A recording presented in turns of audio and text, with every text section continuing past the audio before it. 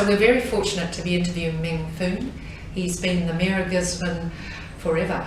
For as long as I've known you, Meng. How long's it been? Not quite forever, but it seemed like forever. But you'll be stepping 15 again. years at least, this too. Well, but you're so unusual because, you know, very few Asians get involved in public life in this way, as you know. Yeah. So are you the only Asian mayor in New Zealand? No, there's been many. There's been a few others. Right. There's been one. I know that there's been Peter Chin. Oh yes, of course, Peter Chin and Dunedin. But prior to the amalgamation. Oh yes, actually there was Suki Tima. There was Suki Tina too in Dunedin. Yeah, that's true. And there's been one or two others. So tell me about your own story. Were you born in New Zealand? Born in New Zealand.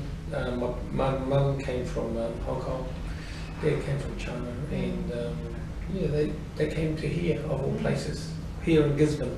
Why? But what a wonderful journey that they've had.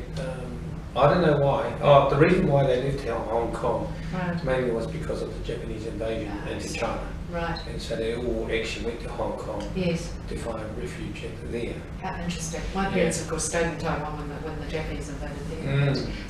So you were born and bred here. And tell me about your journey into public life. I mean, you're a local government politician. You were a mayor. Yeah. So it was only prompted by a policeman who was a councillor, and he said, you might make a good councillor. And I said, what do you fellas do? And he said, lunch was pretty good. And so anyway, long story cut short, I stood for a rural county which looked after all the land and Poppy Bay flats, and that's where my parents did their graft. How did your parents feel about you becoming mayor? Oh, no, Dad said it was a waste of time. He said carry on working. Mum, they didn't say much about it. It wasn't very encouraging anyway, because it's sort of like, that's not a Chinese thing to do. Well, what is a Chinese thing to do?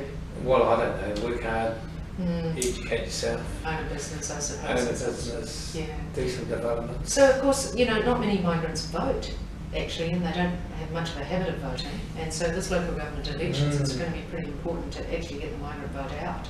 Especially in Auckland, when you've got 40-odd% of the non-Aucklanders that are actually born overseas. That's interesting. In the south, with the largest ethnicity in all ethnics, ethnicities in Auckland. Huge. So I think they're trying to reach 50%. 50% of people voter turnout. Well, you're going to get 50%.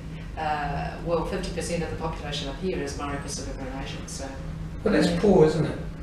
Like we were talking about in the local government the other day, and Gisborne had one of the highest in the country. Wonderful. 52% turnout. You must feel very proud of that. In Auckland, of course, we've slipped right down. Is it 36% or 70%? When you see in those countries, like in the African countries where they line up for days on end, and then suddenly the polling booths actually close, and there's still people waiting in line to actually So talk to me about how you view the vote, because obviously for many migrants they just don't understand it or don't think it's important.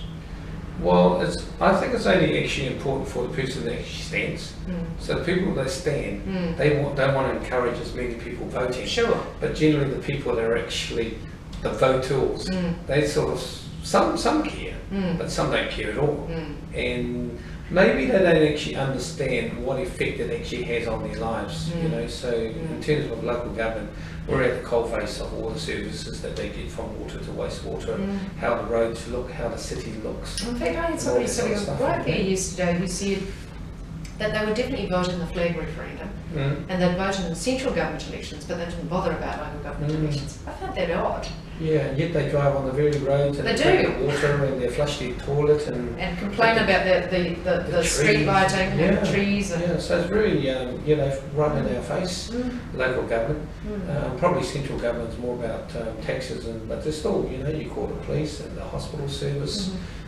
You have a whole lot of other services that the government provides. So what can we do, Meng? What can we do to encourage migrants to vote? Because so many of them work so hard to get here and become permanent residents and to become citizens, and then they don't vote. Maybe they don't really understand it, what voting is about. You know, the interesting thing is, if you came from China, you never voted at all. So it's actually not part of the psyche of a large group of people that come from China that vote. Definitely the people that come from Taiwan and Hong Kong, they vote because they know about democracy and the importance of democracy, and you see them marching with banners and huge lobbying groups and rallies out there getting the people to vote. And I'm not quite sure what the voting percentage in Taiwan. Oh, it's pretty good actually. In fact, they've just voted in their first woman president. Did you see that? She's a 60-year-old ex-Yale law professor, so very exciting. Well, it's very exciting actually. Yeah.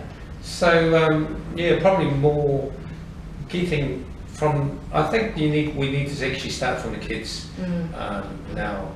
You know, I think the adults are pretty hard to actually push over the line to actually go and vote, unless the candidates actually go to the various Chinese or Asian organisations and you know, face to face, and just to say, well, this is me, introduce themselves, because it's really like a confidence and a trusting in terms of why they need to vote, and explain to them why they need to vote. And other than, you know, you've got huge campaigns of Electoral New Zealand actually putting out there on TV, and you see the orange man going out to vote.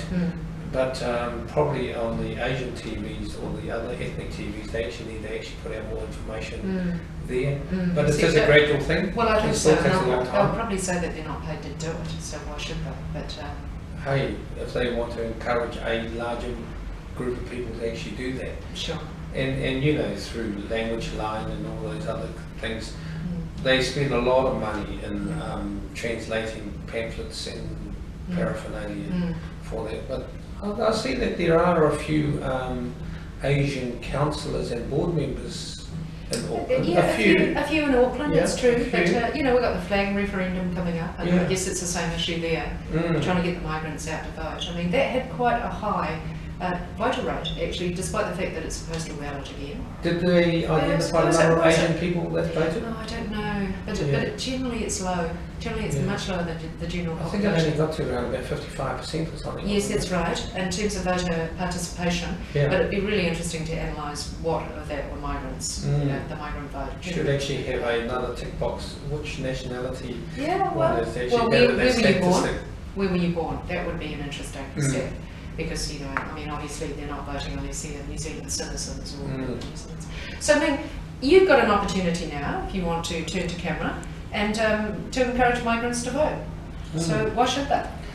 So, the importance of voting in the referendum or any voting process is actually important to the democracy of the country that you actually live in. You've actually become New Zealanders either by resident or by having citizenship, and the important thing is that participating in the New Zealand way of life and the way that we actually do our governance here is because we are a free country. We have democracy, and I know that democracy means that you have the choice not to and the choice to, but I do encourage you absolutely to give it a go and to actually determine the destination of your country, maybe not for yourselves, but for your children and your grandchildren into the future. That's what I feel is important.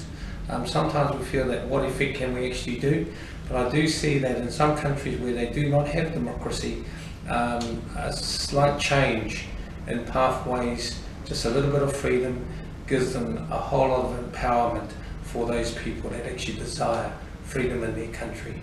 So please, may I encourage you to vote.